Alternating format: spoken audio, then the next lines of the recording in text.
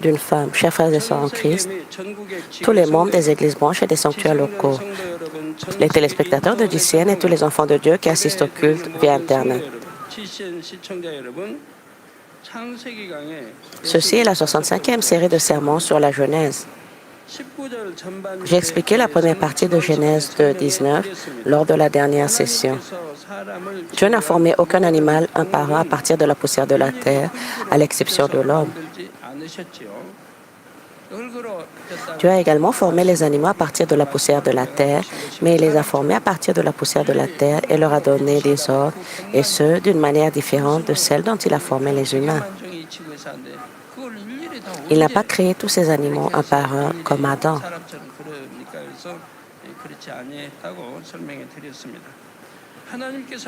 Comme Dieu l'a ordonné par sa parole, chaque créature a été créée à partir d'un mélange de terre et d'eau, selon son plan. Continuons maintenant avec Genèse 2:19-20. Il est écrit: L'Éternel Dieu forma de la terre tous les animaux des champs et tous les oiseaux du ciel, et il les fit venir vers l'homme pour voir comment il les appellerait, et afin que tout être vivant portât le nom que lui donnerait l'homme. Et l'homme donna des noms à tous les bétails, aux oiseaux du ciel et à tous les animaux des champs. Mais pour l'homme, il ne trouva point d'aide semblable à lui. Vous qui avez des enfants, combien de temps vous a-t-il fallu pour leur donner un nom?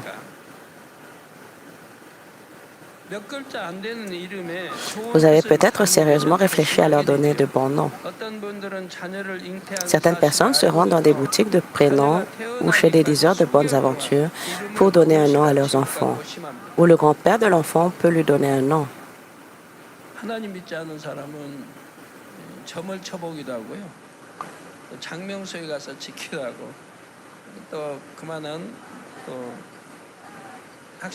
Mais ce comportement vient des non-croyants ou des gens qui ne croient pas en Dieu.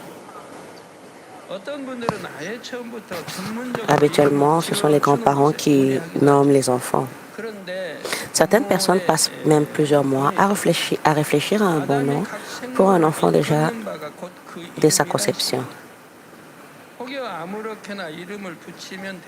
Cependant, Genèse 2:19 dit: Et afin que tout être vivant portât le nom que lui donnerait l'homme. Vous pouvez penser peut-être, il aurait pu les appeler n'importe comment. Pourquoi était-ce si difficile?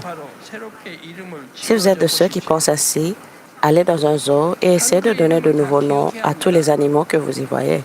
Et vous devez également vous souvenir de tous leurs noms. Au final, ce ne fut pas une tâche facile. Mais Adam a donné des noms à tous les animaux, plus d'1 million d'animaux. Ces noms n'étaient pas non plus dupliqués. Et Adam s'en souvenait de tous.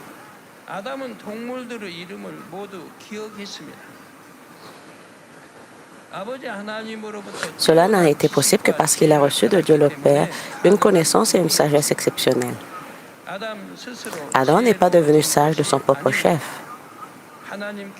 Il a donné à Adam le pouvoir et l'autorité. Dieu a donné à Adam le pouvoir et l'autorité, et ce pouvoir et cette autorité contenaient également la sagesse et la connaissance. Adam n'a pas simplement nommé chaque animal au gré de ses idées. Il connaissait les caractéristiques uniques de chaque animal et les a nommés en conséquence.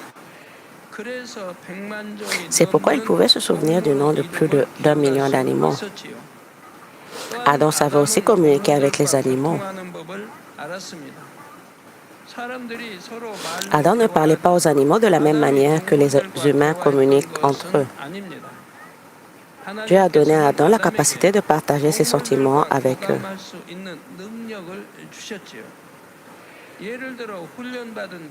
Par exemple, un chien dressé peut comprendre et obéir aux ordres de son maître. Un chien peut guider un aveugle, détecter des drogues et localiser des personnes perdues dans une zone sinistrée. On voit aussi des chiens flairer des criminels grâce à leurs vêtements ou autres objets et les retrouver.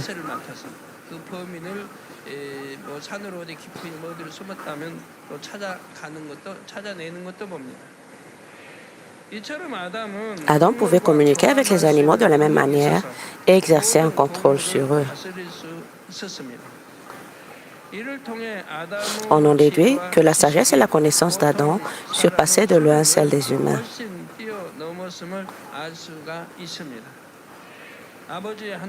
Dieu le Père, observant Adam accomplir sa tâche avec sagesse, en fut très satisfait.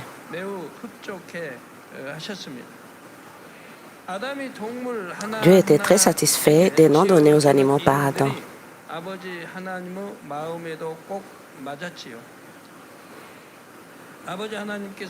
Même si Adam a pu y parvenir grâce à la sagesse et à la connaissance que Dieu lui a donnée, il était ravi de le voir bien gérer son travail.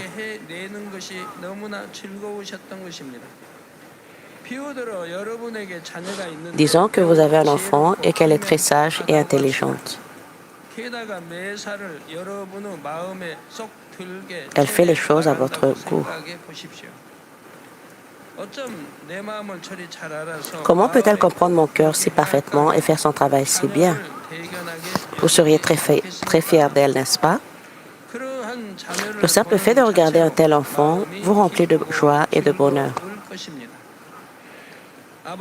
Dieu le Père était ravi de voir Adam obéir à sa parole. Il était pleinement satisfait du travail d'Adam.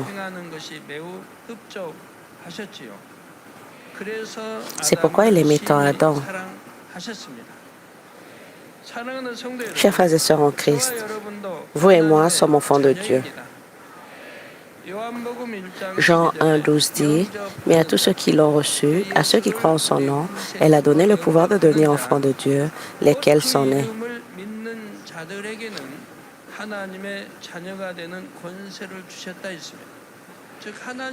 Nous avons reçu l'autorité de devenir enfants de Dieu, le Créateur Tout-Puissant.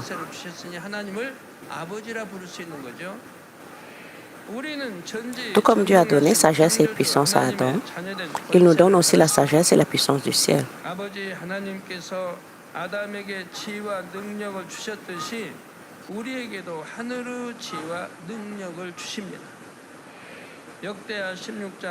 Deux Chroniques 16, 9 dit, « Car l'Éternel étend ses regards sur toute la terre pour soutenir ceux dont le cœur est tout entier à lui.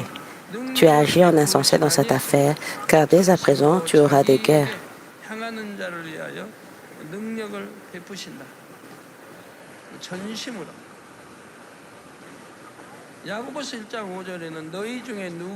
Et Jacques 1,5 dit, « Si quelqu'un d'entre vous manque de sagesse, qu'il la demande à Dieu, qui donne à tous simplement et sans reproche, et elle lui sera donnée. »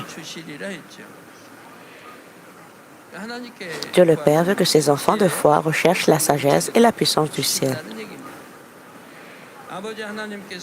Cependant, seuls ceux qui sont jugés dignes de la justice peuvent recevoir la puissance et la sagesse du ciel.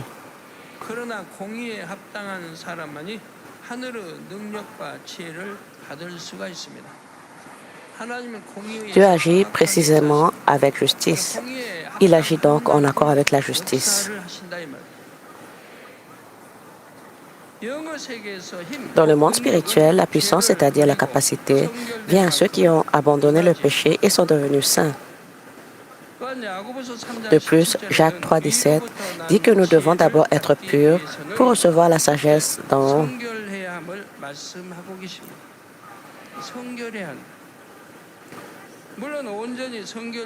Bien sûr, avant même d'être complètement sanctifié, si vous le demandez sincèrement, vous pouvez recevoir la puissance et la sagesse au niveau des dons décrits dans 1 Corinthiens 12. Cependant, les capacités et la sagesse données sous forme de dons sont inférieures et imparfaites. Puisque ceux qui sont sanctifiés n'ont pas de motivation égoïste ni de changement d'avis, ils utilisent la puissance et la sagesse d'en haut uniquement pour la gloire de Dieu. Dieu le Père le sait aussi.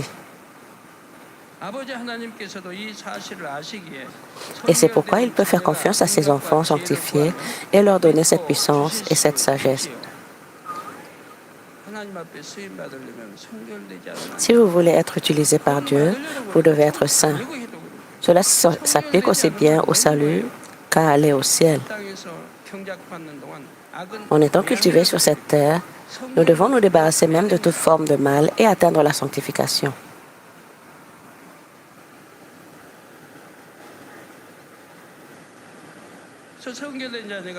Ainsi, lorsqu'un enfant sanctifié demande puissance et sagesse, Dieu peut les lui accorder.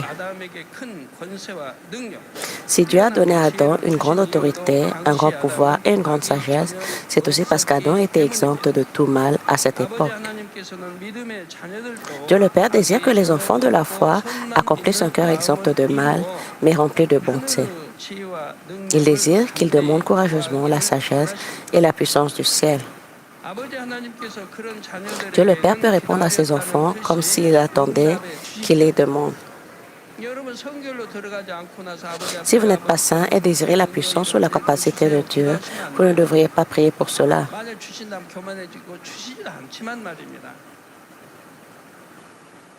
Si vous la recevez dans cet état, vous deviendrez arrogant. Par conséquent, atteindre la sanctification est la priorité. Alors vous serez utilisé précisément et ce sera votre force pour sauver de nombreuses âmes. Vous serez utilisé précieusement et ce sera votre force pour sauver de nombreuses âmes. Recevoir cette puissance de Dieu exige également beaucoup de prières, plus intenses et plus ferventes que les autres, ainsi qu'un amour fervent pour les âmes et une foi profonde pour édifier le royaume de Dieu.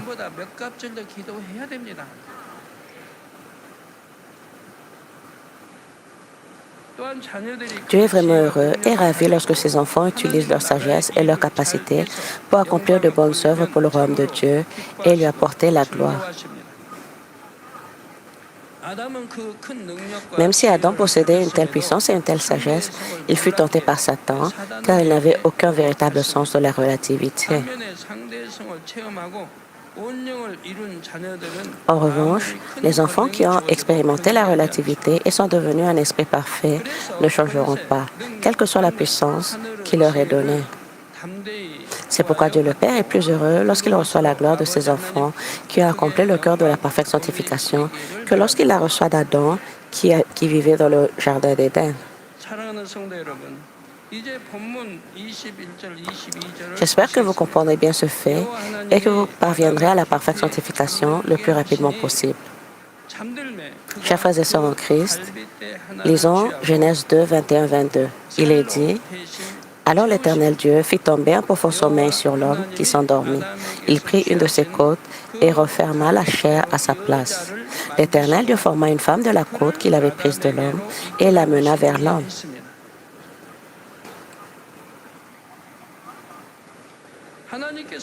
Dieu forma Adam à partir de l'argile, un mélange d'eau et de terre. Et la femme fut créée à partir d'une côte prise à Adam.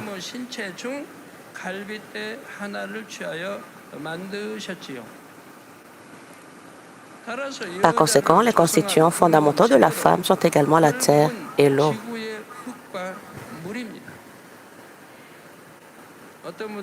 Certains posent cette question: pourquoi dans la Bible le roi David a-t-il eu plusieurs épouses? Moïse en a eu 2, Jacob et Abraham plusieurs. Alors pourquoi les femmes devraient-elles appartenir à un seul homme?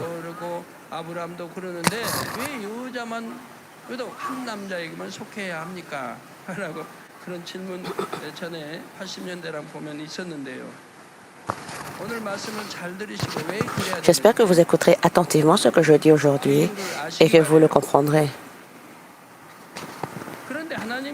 Au fait, pourquoi Dieu a-t-il plongé Adam dans un profond sommeil lorsqu'il lui a pris une côte?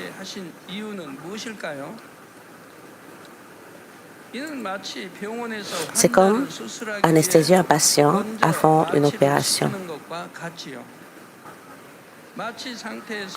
Sous anesthésie, la douleur est insensible lorsqu'on coupe la peau ou les os. À cette époque, Adam était un être vivant. Son corps était initialement constitué de terre. Il avait un corps semblable au nôtre, mais comme il était rempli du souffle de vie, il ne vieillissait pas. Son corps était également doté d'eau, de peau et de nerfs. Le sang circulait également dans son corps. S'il était blessé, il saignait et ressentait également de la douleur. Cependant, un tel accident était extrêmement rare dans le Jardin d'Éden. Même blessé, il pouvait se rétablir rapidement.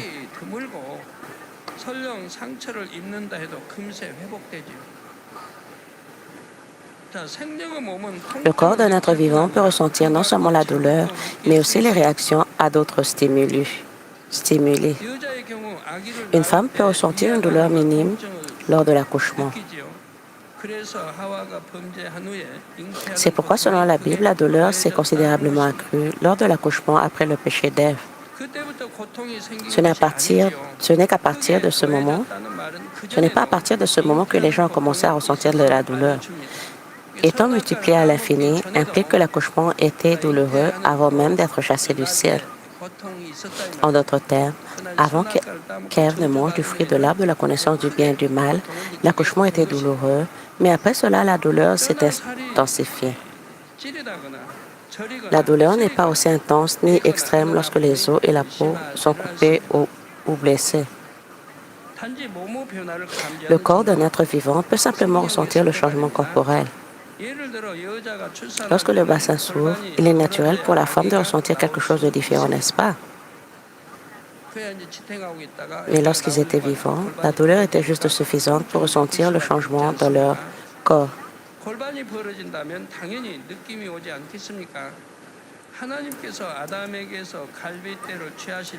Si Adam avait été éveillé lorsque Dieu lui avait pris une côte, Adam aurait ressenti la coupure de la peau et l'ablation de sa côte.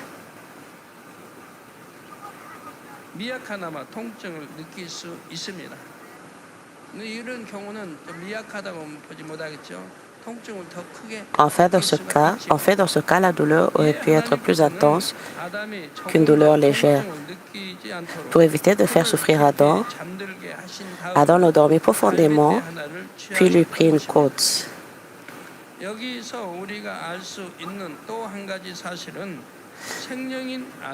Il convient de noter une autre chose. Un être vivant, Adam, s'endormit. Les descendants d'Adam dans le Jardin d'Éden dorment également, tout comme les hommes sur cette terre. Eux aussi se reposent en dormant.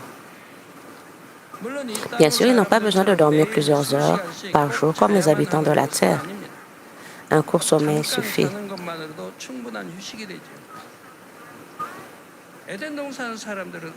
Les habitants du Jardin d'Éden n'ont pas besoin de travailler pour se vêtir, se nourrir ou se loger.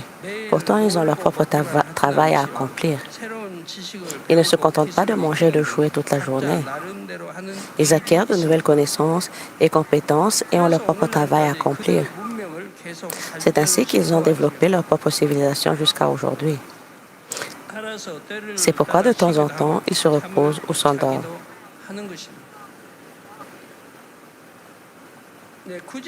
Pourquoi Dieu a-t-il pris une côte d'Adam parmi toutes les parties de son corps pour créer la femme? La volonté de Dieu y est contenue. Dans la structure du corps humain, les côtes sont situées au centre du corps. Elles protègent de nombreux organes importants tels que le cœur, les poumons et l'estomac. Même en cas de choc violent, les côtes contribuent à l'amortir. Même si les côtes sont brisées, d'autres organes peuvent être protégés.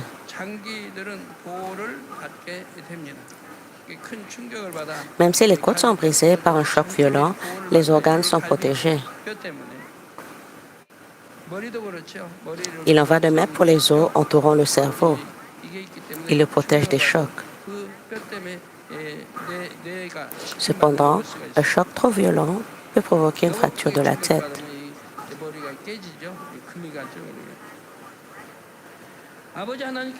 Lorsque Dieu le Père a créé l'homme, il a également tenu compte de ces éléments dans son plan pour lui.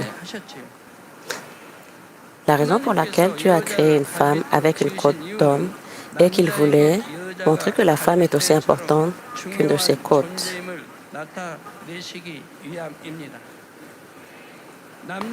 Une femme qui est une aide digne de l'homme est un être indispensable à l'homme et joue un rôle important. Adam connaissait cette volonté de Dieu. Ainsi, lorsqu'il vit Ève créée pour lui, il confessa dans Genèse 2, 23, « Et l'homme dit, voici cette fois celle qui est os de mes os et chair de ma chair. On l'appellera femme parce qu'elle a été prise de l'homme. Marie, comment devez-vous traiter votre femme? Vous devez l'aimer et prendre soin d'elle comme si elle était votre corps. Plus précisément, vous devez traiter votre femme comme si vous vous occupiez de la partie la plus importante de votre corps. Éphésiens 5, 28 dit, « C'est ainsi que les maris doivent aimer leur femme comme leur propre corps. Celui qui aime sa femme s'aime lui-même. » Puisque la femme a été créée à l'origine à partir de l'homme, aime sa femme pour un mari, c'est comme s'aimer lui-même. 여자는 근본 남자로부터 나왔기 때문에 남편이 아내를 사랑하는 것은 결국 자신을 사랑하는 것과 같다는 말씀이죠. 자기 사랑하지 않는 Combien de personnes se maltraitent, se frappent, se piquent avec des aiguilles, menacent de se couper avec un couteau? 자기를 쥐어 때리고 바늘로 찌르고 칼로 목을 베려고 이업을 하고 누가 그러겠어요? 자기 아내도 자기 몸 사랑하듯 Tout le monde s'aime eux-mêmes. Vous, maris, devrez aimer votre femme comme vous aimez votre propre corps. Si votre corps souffre, votre femme souffrira davantage parce qu'elle est une femme. Vous ne devrez jamais battre votre femme, ni l'opprimer, ni la persécuter. 에베소 5장 25절에는 남편들아 Éphésiens 5, 25 dit, « Marie, aimez vos femmes comme Christ a aimé l'Église et s'est livré lui-même pour elle. » Christ a tant aimé l'Église qu'il a offert son propre corps en sacrifice et a versé son propre sang pour la racheter.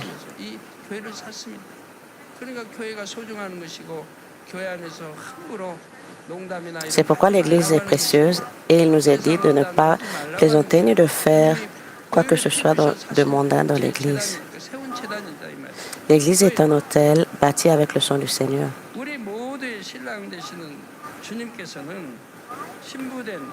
Le Seigneur, qui est devenu l'époux de chacun de nous, a sacrifié sa propre vie pour sauver ses épouses. Il nous a tant aimés. La Bible recommande aux maris d'apprendre cet amour du Seigneur et d'aimer leur épouse. 1 Pierre 3, 7 dit, « Marie, montrez à votre tour de la sagesse dans vos rapports avec vos femmes, comme avec un sexe plus faible. Honorez-les comme devant aussi hériter avec vous de la grâce de la vie. Quoi qu'il en soit, afin que rien ne vienne faire obstacle à vos prières. Il est dit que vos maris devaient chérir votre femme. Ce dont je suis vraiment reconnaissant, c'est que même avant de ne pas accepter Dieu et de ne pas connaître la vérité, je chérissais ma femme. Vous devez considérer votre femme précieuse.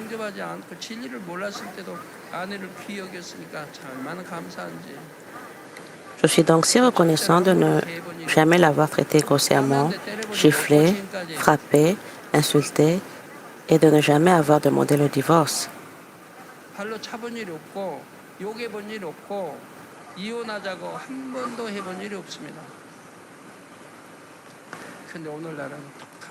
Mais de nos jours, les couples disent souvent vouloir rompre ou divorcer. Avant le mariage, l'homme aimait tellement sa femme qu'il avait l'impression qu'il ne pouvait pas vivre sans elle, qu'il mourrait.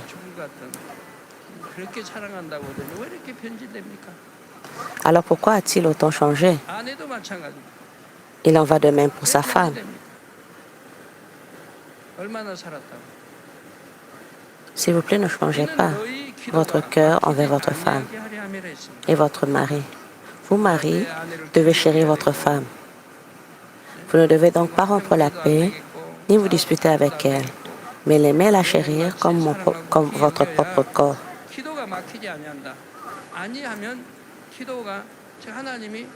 Si vous ne faites pas cela, Dieu n'écoutera pas vos prières. Cher mari, il ne vous écoutera pas. Une femme est l'être le plus important pour un mari et en même temps, elle est plus fragile que lui.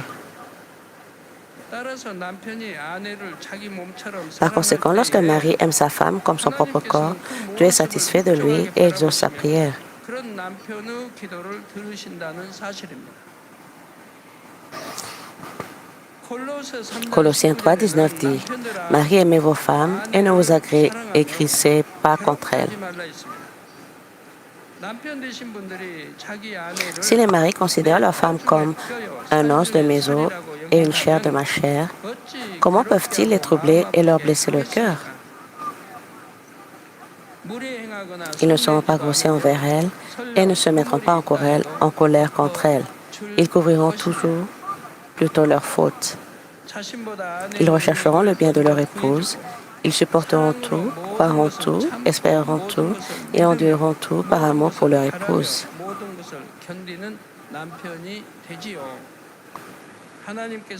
Comme Dieu a donné la femme à Adam, il voulait que l'homme et la femme partagent l'amour spirituel d'un homme et d'une femme, mari et femme.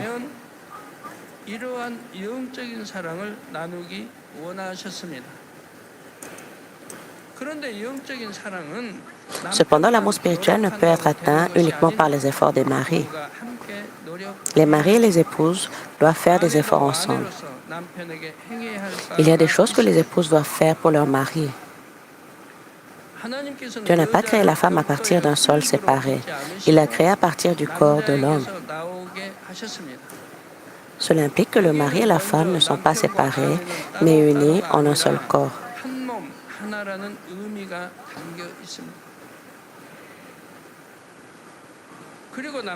Et cela implique également que l'homme joue le rôle principal et la femme le rôle secondaire.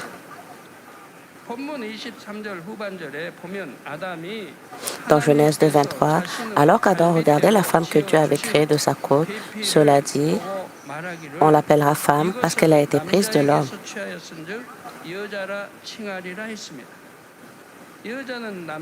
La femme a été créée à partir de l'homme et c'est aussi l'homme, Adam, qui l'a appelée femme. Dès lors, nous voyons clairement qui est premier entre l'homme et la femme et qui devient le sujet.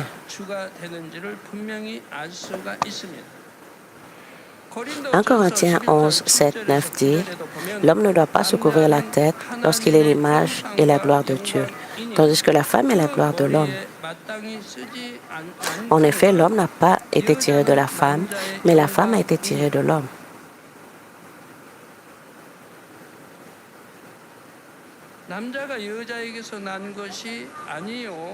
Et l'homme n'a pas été créé à cause de la femme, mais la femme a été créée à cause de l'homme.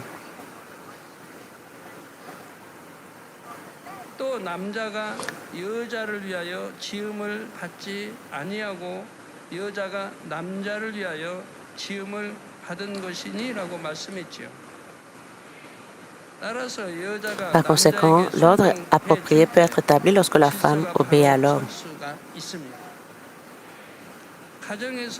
Dans une famille, il est juste que la femme serve et respecte son mari et qu'elle lui obéisse.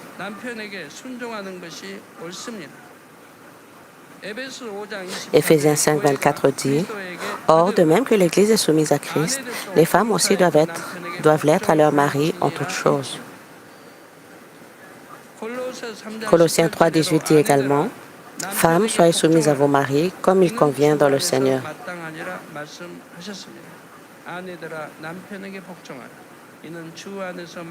Bien sûr, être soumise signifie être soumise dans le Seigneur.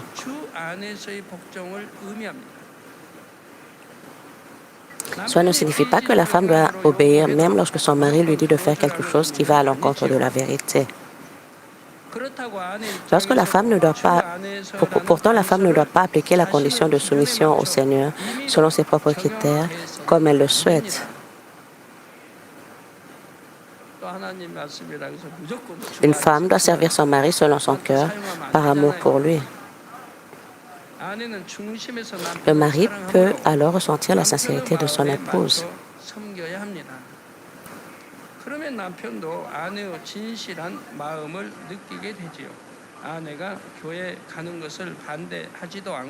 Il ne s'opposera pas à ce qu'elle aille à l'église, mais finira par accepter l'Évangile.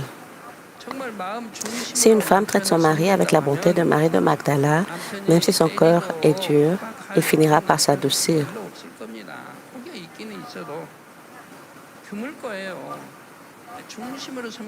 De plus, si elle respecte les idées de son mari et le soutient fermement, l'ordre familial sera établi.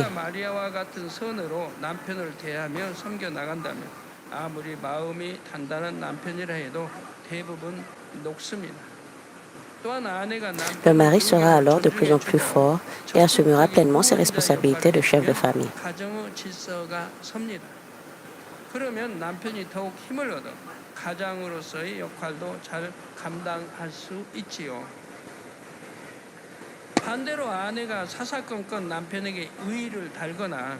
En revanche, si une femme s'oppose constamment à son mari et le fait perdre de sa force par ses paroles et son attitude, il lui sera difficile de soutenir la famille en tant que chef.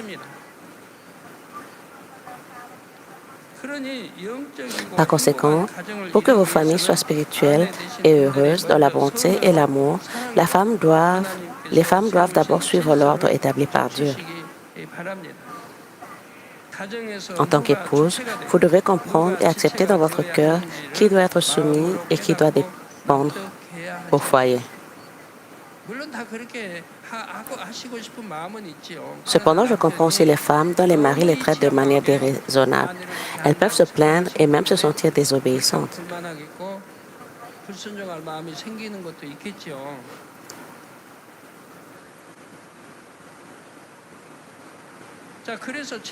J'espère que vous pourrez bâtir une famille belle et heureuse où l'ordre est bien établi. Dans une église aussi, l'ordre règne entre l'homme et la femme. Dans chaque domaine de l'église, non seulement l'ordre charnel, mais aussi l'ordre spirituel doivent être correctement établis. Lorsque les ordres charnels et spirituels sont en bonne harmonie, les œuvres du Seigneur peuvent être magnifiquement accomplies. Lorsque chacun sert et respecte l'autre et obéit à l'ordre, le royaume de Dieu peut être solidement établi.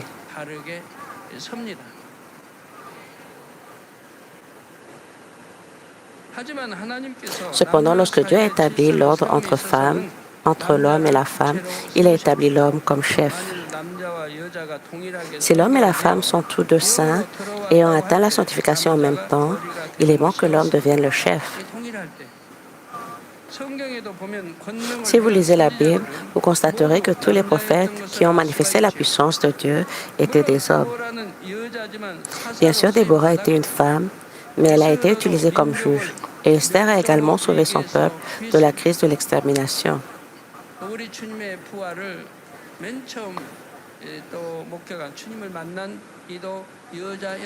La première personne à avoir assisté à la résurrection de notre Seigneur était une femme. Lorsque notre Seigneur fut ressuscité, ceux qui le suivirent dans la douleur n'étaient pas ses disciples, mais des femmes.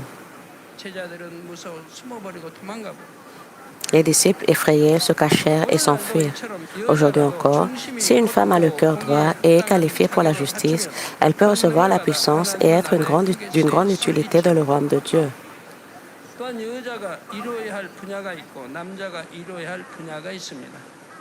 Par ailleurs, il y a des choses qu'une femme devrait faire et d'autres que l'homme devrait faire. Lorsque les hommes et les femmes sont égaux dans le Seigneur et que l'ordre établi par Dieu pour les hommes et les femmes est respecté au sein de l'Église, le royaume de Dieu est magnifiquement réalisé. Permettez-moi de conclure le message. Chers frères et sœurs en Christ, dans cette session, nous avons étudié la scène où Adam a donné des noms à tous les animaux grâce à la sagesse que Dieu lui a donnée. De plus, grâce à la providence qui a créé la femme en prélevant une côte de l'homme, nous pouvons comprendre la relation et l'ordre entre l'homme et la femme. 1 Corinthiens 11, 12 dit « Toutefois, dans le Seigneur, la femme n'est point sans l'homme, ni l'homme sans la femme. Car de même que la femme a été tirée de l'homme, de même l'homme existe par la femme, et tout vient de Dieu. La femme vient de l'homme.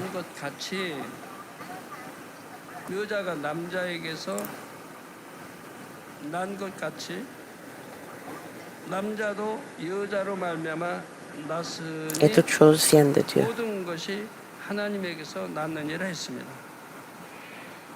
여자가 남자에게서 낳은 것 같이. La femme vient de 여자가 l'homme. 남자에게서 낳죠. 칼비트 취해서 아담을 취해서 여자를 만들었으니까. 하나님께서 아담을 La femme a été 지으신 créée 목적이 있듯이 여자도 분명한 à partir de la 목적이 côte 있어서 d'un homme. 지으셨습니다. De même que Dieu a créé Adam avec un but, il a certainement créé l'homme, créé la femme avec un but. Le but de la création de Dieu devient la raison d'être des créatures. Homme ou femme, chacun a son propre devoir. Ecclésiaste 12, 13 dit, écoutons la fin du discours. Crains Dieu et observe ses commandements. C'est là ce que doit faire tout homme. Si vous êtes un fils ou une femme de Dieu, vous devez observer sa loi en tant que ses enfants. Craignez Dieu et observez ses commandements. Débarrassez-vous même de toute forme de mal. Faites ce qu'on vous dit de faire. Ne faites pas ce qu'on vous dit de ne pas faire. Débarrassez-vous de ce qu'on vous dit de vous débarrasser. C'est le devoir de l'homme. Le but originel de la créature de l'homme, de la créature de Dieu envers ses enfants.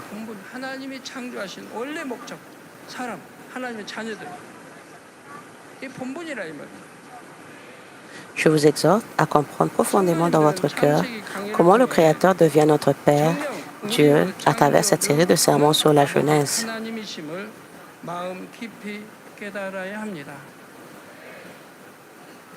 Puissiez-vous vénérer Dieu du plus profond de votre cœur et devenir ses véritables enfants, qui lui apportent la joie.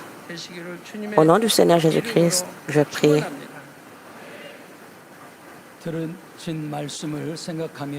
Prions en pensant au sujet du message.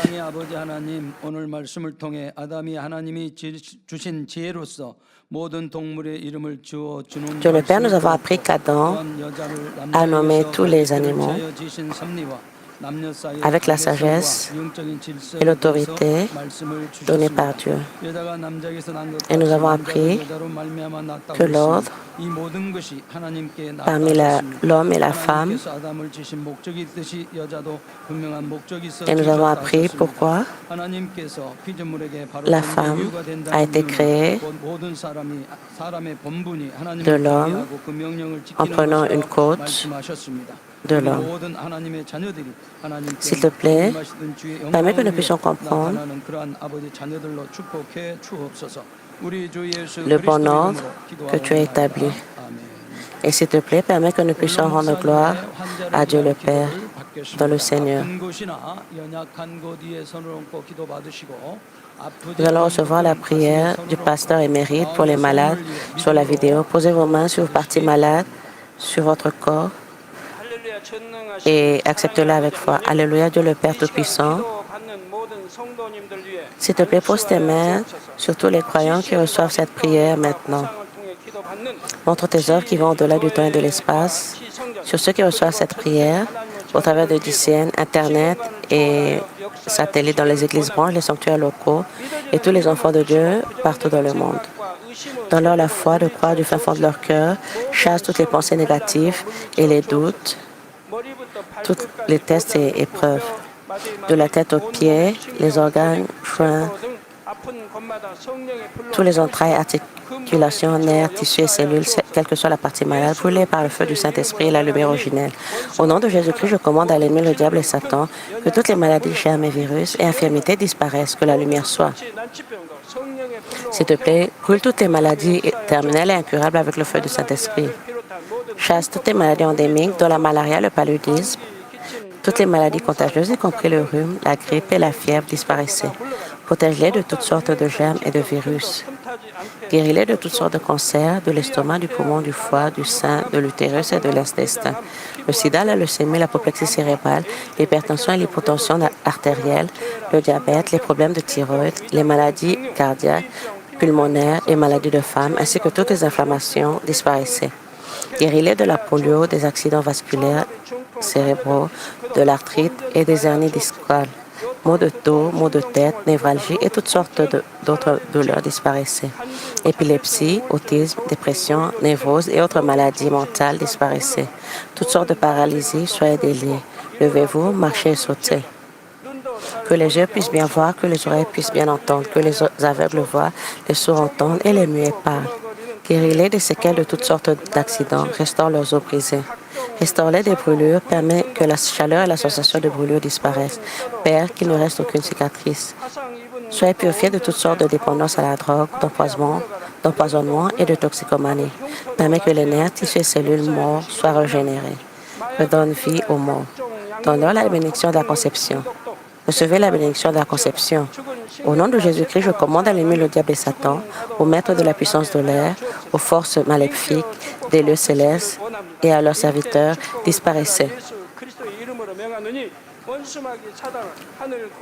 Disparaissez, esprit mauvais, impur, de fausseté et trompeur, esprit de séparation et toutes les forces des ténèbres.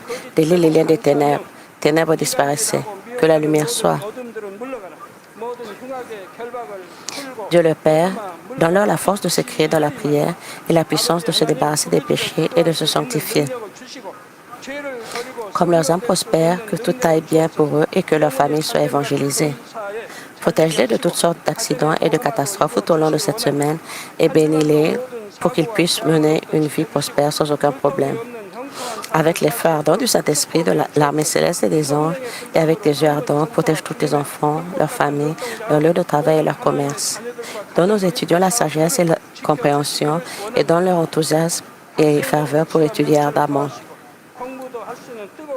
S'il te plaît, garde leur cœur et leur pensée des choses du monde et permets qu'ils puissent aimer Dieu avec le plus de ferveur. Que tes enfants mangent, boivent ou quoi qu'ils fassent, permets qu'ils puissent le faire en vivant une vie qui te glorifie, Dieu le Père. Qu'ils soient capables de témoigner du Dieu vivant en disant « J'ai rencontré, expérimenté Dieu et j'ai reçu ses réponses et ses bénédictions. » Dieu notre Père, merci. Sois glorifié toi seul. Au nom de notre Seigneur Jésus-Christ, je prie.